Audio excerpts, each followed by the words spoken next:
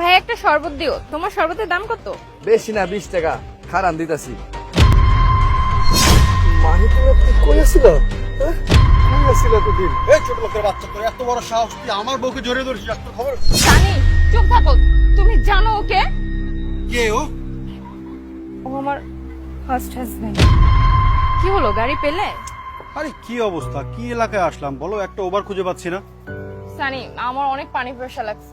এই দেখো, ওই যে একটা শরবতের দোকান। তুমি এখানে বসে একটু উবার খোঁজো, আমি গিয়ে শরবত খেয়ে আসি। আচ্ছা ঠিক আছে, তাহলে তুমি সর্বটা খেয়ে নাও, আমি দেখি ওভার পাই কিনা। হ্যাঁ যাও। ভাই একটা শরবত দিও। তোমার শরবতের দাম কত? আপা বেশি না, 20 টাকা। খারান দিতাছি।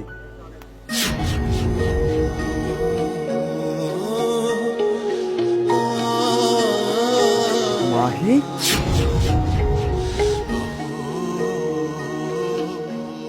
মাহি, মাহি তুমি এতদিন কই ছিলে? আমি তোমাকে কোথায় না কোথায় খুঁজেছি, কিন্তু কোথাও খুঁজে পাইনি। বিশ্বাস করো, তুমি কোথায় ছিলে এতদিন? মিরাজ, তুমি এই জায়গায় এই অবস্থায়? তোমার তো বিদেশে থাকার কথা। না মাহি, আমি বিদেশে যাইনি। আমার বন্ধু, আমার পার্টনার আমাকে মিথ্যা মামলায় ফাঁসিয়ে 5টা বছর আমাকে জেল খাটিয়েছে। আমি অনেক চেষ্টা করেছি তোমাদের সাথে যোগাযোগ করার জন্য, কিন্তু বিশ্বাস করো আমি কোনোভাবেই তোমাদের সাথে যোগাযোগ করতে পারিনি। তারপর থেকে আমার ব্যাংক ব্যালেন্স, টাকা পয়সা সবকিছু বাজেয়াপ্ত হয়ে যায়। ও আমার সর্বস্ব হারিয়ে আমাকে পথের ভিখারি বানিয়ে দেয়। তারপর থেকে শরবতের দোকান নিয়ে আমি আমার কর্মজীবনটা চালু করেছি। কিন্তু কিন্তু তুমি এতদিন কোথায় ছিলে? আরে মানুষটা আমি বেঁচে আছি নাকি মরে গেছি, আমার অন্তত একটাবার খোঁজ নিতে পারতে। আচ্ছা যাই হোক, এসব কথা বাদ দিই। তুমি চলো, তুমি আমার সাথে আমার বাসায় ফিরে চলো।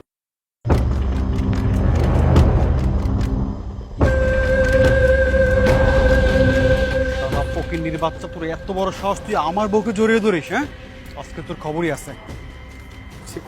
কই আসছিল এতদিন? এই শালা ছোট লোকের বাচ্চা, তোর এত বড় সাহস, তুই আমার বউকে জড়িয়ে ধরছিস?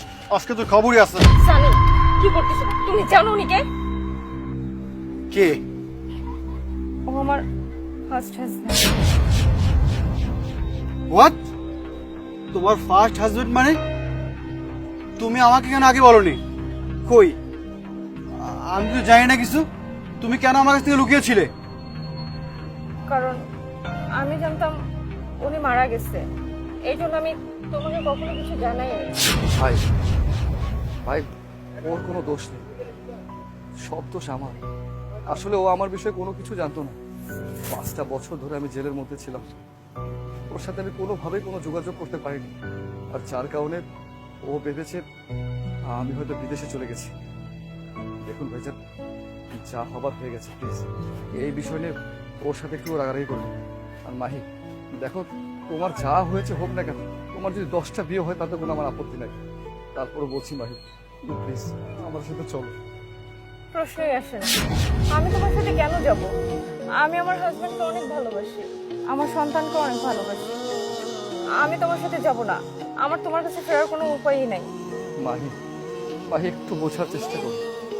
বিশ্বাস করো, আমি তোমাকে ছাড়া অনেক অসহায়, অনেক একা হয়ে পড়বো। তুমি তোমার স্বামীর সংসার সবকিছু পরিপাটিভাবে সাজিয়ে দিয়েছো, একটা বারের জন্য তুমি আমার কথা চিন্তা করবে না?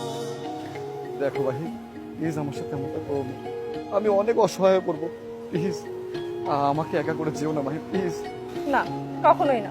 আমি আমার সংসার সন্তান ছেড়ে তোমার কাছে যাব না। আমি তোমাকে অনেক ভালোবাসতাম, কিন্তু তার থেকে এখন আমি আমার সংসারটা অনেক ভালোবাসি। শোনো, তুমি একটা ভালো মেয়ে দেখে বিয়ে করে নিও, নিজের জীবনটা আবার নতুন করে সাজিও। ভালো থাকো, চলো। মাহি, মাহি